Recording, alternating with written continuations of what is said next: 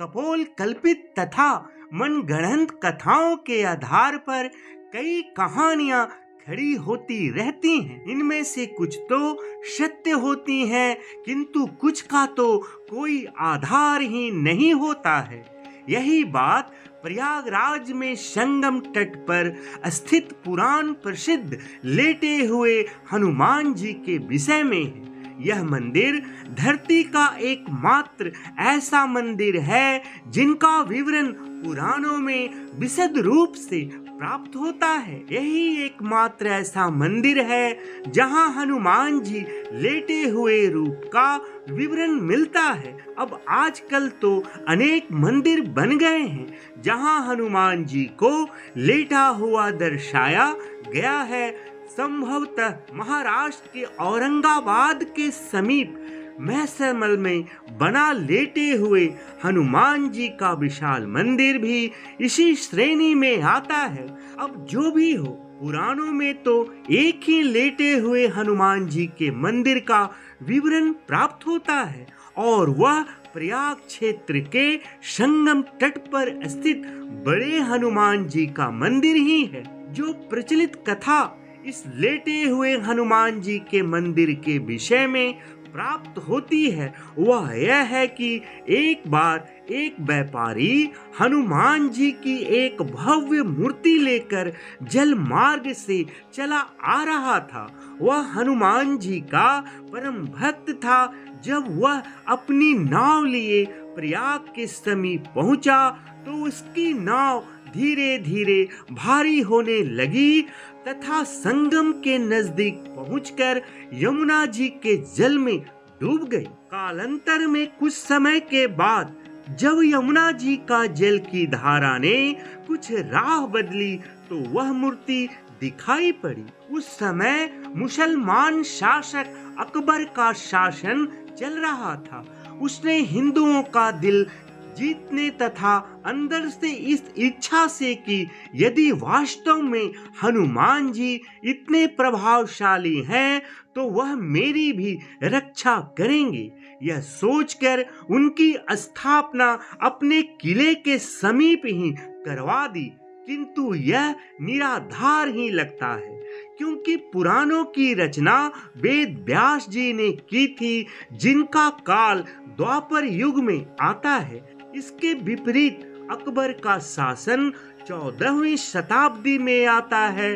अकबर के शासन के बहुत पहले ही पुराणों की रचना हो चुकी थी, अतः यह कथा अवश्य ही कपोल कल्पित मनगढ़ंत या एक समुदाय विशेष के तुष्टीकरण का मायावी जाल ही हो सकता है। जो सबसे ज्यादा तार्किक, प्रमाणिक एवं प्रासंगिक कथा इसके विषय में जनश्रुतियों के आधार पर प्राप्त होती है वह यह है कि रामा अवतार में अर्थात त्रेता युग में जब हनुमान जी अपने गुरु भगवान सूर्य देव से अपनी शिक्षा दीक्षा पूरी करके विदा होते समय गुरु दक्षिणा की बात चली। भगवान सूर्य देव ने हनुमान जी से कहा कि जब समय आएगा तो वो दक्षिणा मांग लेंगे। हनुमान जी मान गए, किंतु फिर भी तत्काल में हनुमान जी के बहुत जोर देने पर भगवान भास्कर ने कहा कि मेरे वंश में अवतरित अयोध्या के राजा दशरथ के पुत्र राम अपने भाई लक्ष्मण एवं पत्नी सीता के साथ प्रारब्ध के भोग के कारण वनवास को प्राप्त हुए हैं। वन में उन्हें कोई कठिनाई ना हो या कोई राक्षस उनको कष्ट ना पहुंचाए, इसका ध्यान रखना।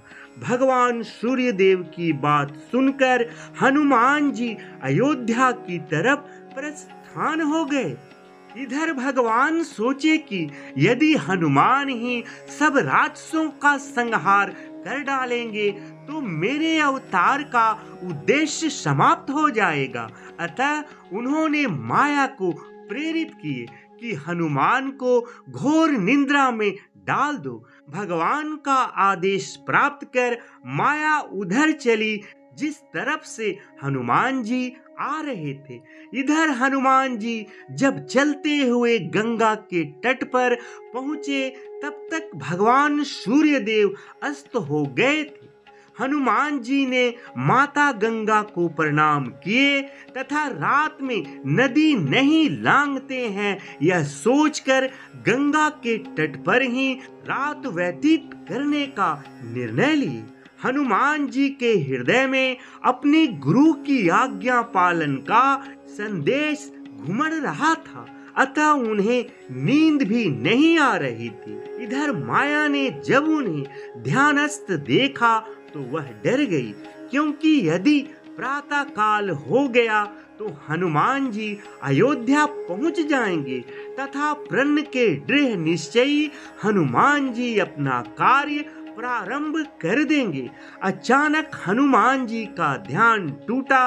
उन्होंने सोचा क्यों ना रात सत्संग में बिताई जाए। यह सोचकर वह ऋषि भारद्वाज जी के आश्रम की तरफ चल पड़े। अब माया और भी निराश हो गई। हनुमान जी भारद्वाज ऋषि के आश्रम पहुंचे। वहां वेद पुराण का व्याख्यान चल रहा था। हनुमान जी वहां बैठकर कथा सुनने लगे। कथा में भारद्वाज ऋषि जी ने बताए कि कल यहाँ पर जगत के स्वामी तथा अयोध्या नरेश दशरथ के पुत्र के रूप में अवतरित भगवान श्री राम गंगा को पार कर पहुंचने वाले हैं। यह सुनकर हनुमान जी अति प्रसन्न हो गए। तब हनुमान जी ने गंगा पार कर अयोध्या जाने का विचार त्याग दिए तथा वहीं संगम तट पर ही रहकर भगवान प्रभु श्री राम की प्रतीक्षा करने का निर्णय लिए। रात्रि कालीन आवश्यक कार्यों को पूरा कर हनुमान जी वहीं संगम तट पर लेट गए और उन्हें नींद आ गई। इधर माया को अवसर मिला, उसने हनुमान जी को धर दबोचा। हनुमान जी घोर निद्रा में चले गए। इधर भगवान श्री राम गंगा जी को पार कर प्रयाग पहुँचे। उन्होंने हनुमान जी को सोते हुए देखा। तब उन्होंने हनुमान जी को यह वरदान दिए कि इस सोए हुए हनुमान की मूर्ति के जो दर्शन करेगा उसे बिना प्रयास के मेरी कृपा प्राप्त होगी। उस व्यक्ति को किसी तरह के भूत प्रेत या धोखा षड्यंत्र आदि का शिकार नहीं होना पड़ेगा। उसके सारे शत्रु स्वतः ही परास्त हो जाएंगे। इस तरह हनुमान जी को अमोघ वरदान देकर भगवान श्री राम भारद्वाज ऋषि के आश्रम तथा अक्षय वट का दर्शन करते हुए आगे बढ़ गए। यह वरदान आज भी सत्य हो रहा है। इस पुराण प्रसिद्ध सिद्ध हनुमान मंदिर का दर्शन निश्चित ही समस्त बाधा कष्ट अनिष्ट आदि को शांत करते हैं। इधर प्रातः काल जब माता गंगा ने देखा कि एक प्राणी उनकी तरफ ही पांव फैलाकर सो रहा है तो उन्होंने अपने आप को अपमानित महसूस करते हुए हनुमान जी को डुबो दिए।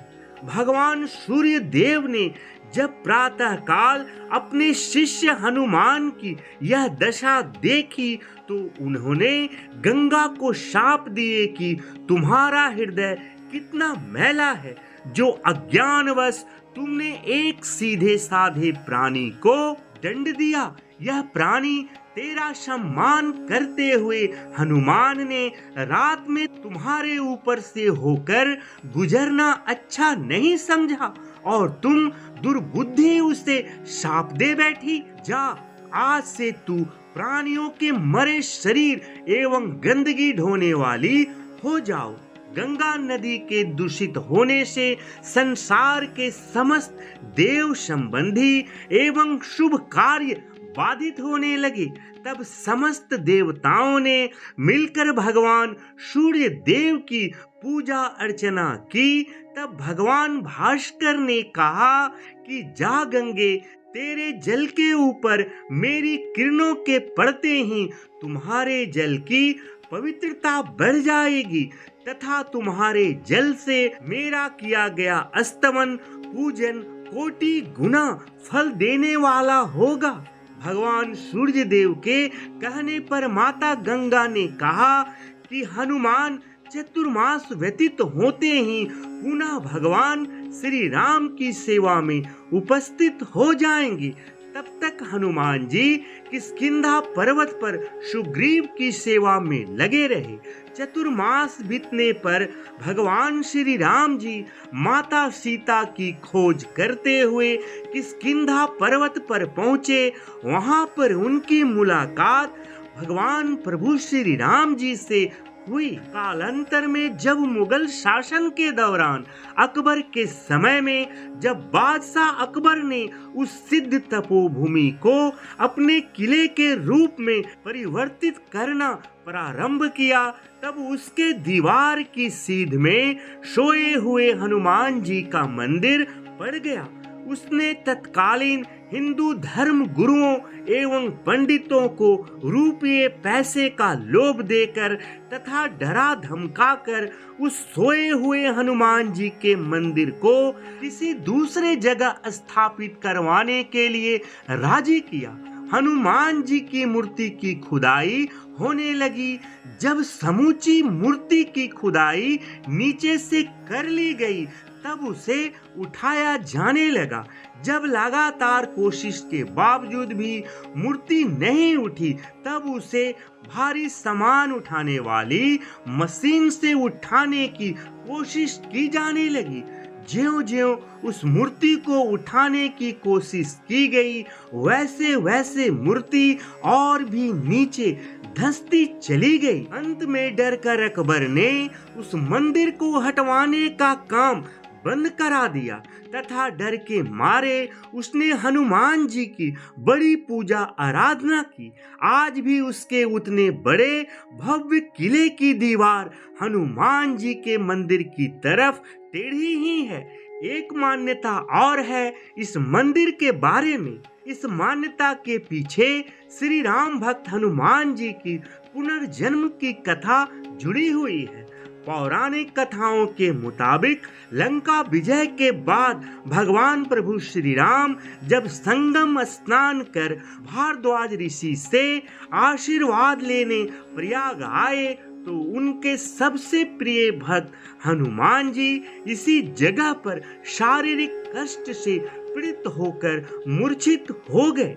पवन पुत्र को मरणासन देखकर मां जानकी ने उन्हें अपनी सुहाग के प्रतीक सिंदूर से नई जीवन दी और हमेशा स्वस्थ एवं आरोग्य रहने का भी आशीर्वाद भी प्रदान किए। इसके साथ ही माता जानकी ने यह भी कहा था कि जो भी इस त्रिवेणी तट पर संगम स्नान पर आएगा उसको संगम स्नान का असली फल तभी मिलेगा जब वह हनुमान जी के दर्शन करेगा।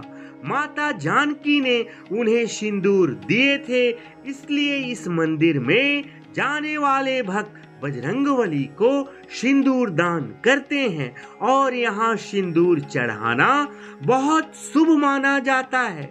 आशा करता हूँ आपको यह जानकारी जरूर अच्छी लगी होगी। अगर वीडियो अच्छी लगी हो तो वीडियो को लाइक और चैनल को सब्सक्राइब कर कमेंट बॉक्स में जय श्री राम जरूर लिखें। जय श्री राम, जय जय विघ्न हरण हनुमान।